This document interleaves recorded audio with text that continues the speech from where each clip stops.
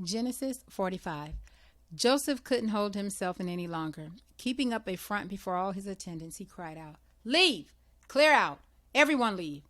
So there was no one with Joseph when he identified himself to his brothers. But his sobbing was so violent that the Egyptians couldn't help but hear him. The news was soon reported to Pharaoh's palace. Joseph spoke to his brothers. "I am Joseph. Is my father really still alive?" But his brothers couldn't say a word. They were speechless. They couldn't believe what they were hearing and seeing. "Come closer to me," Joseph said to his brothers. They came closer. "I am Joseph, your brother whom you sold into Egypt. But don't feel badly. Don't blame yourselves for selling me. God was behind it. God sent me here ahead of you to save lives." There has been a famine in the land now for 2 years. The famine will continue for 5 more years, neither plowing nor harvesting. God sent me on ahead to pave the way and make sure there was a remnant in the land to save your lives in an amazing act of deliverance. So you see, it wasn't you who sent me here, but God. He set me in a place as a father to Pharaoh, put me in charge of his personal affairs, and made me ruler of all Egypt. Hurry back to my father. Tell him, your son Joseph says, I'm master of all Egypt. Come as fast as you can and join me here. I'll give you a place to live in Goshen where you'll be close to me, you, your children, your grandchildren, your flocks, your herds, and anything else you can think of. I'll take care of you there completely. There are still 5 more years of famine ahead. I'll make sure all your needs are taken care of, you and everyone connected with you. You won't want for a thing. Look at me.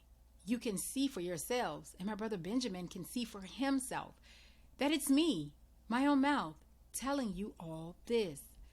Tell my father all about the high position I hold in Egypt. Tell him everything you've seen here. But don't take all day. Hurry up and get my father down here. Then Joseph threw himself on his brother Benjamin's neck and wept. And Benjamin wept on his neck. He then kissed all his brothers and wept over them. Only then were his brothers able to talk to him. The story was reported in Pharaoh's palace. Joseph's brother had come. It was good news to Pharaoh and all who worked with him. Pharaoh said to Joseph, "Tell your brothers, this is the plan. Load up your pack animals. Go to Canaan. Get your father and your families and bring them back here. I'll settle you on the best land in Egypt. You will live off the fat of the land. Also, tell them this. Here's what I want you to do. Take wagons from Egypt to carry your little ones and your wives and load up your father and come back. Don't worry about having to leave things behind. The best in all of Egypt will be yours." And they did just that. The sons of Israel. Joseph gave them the wagons Pharaoh had promised and food for the trip.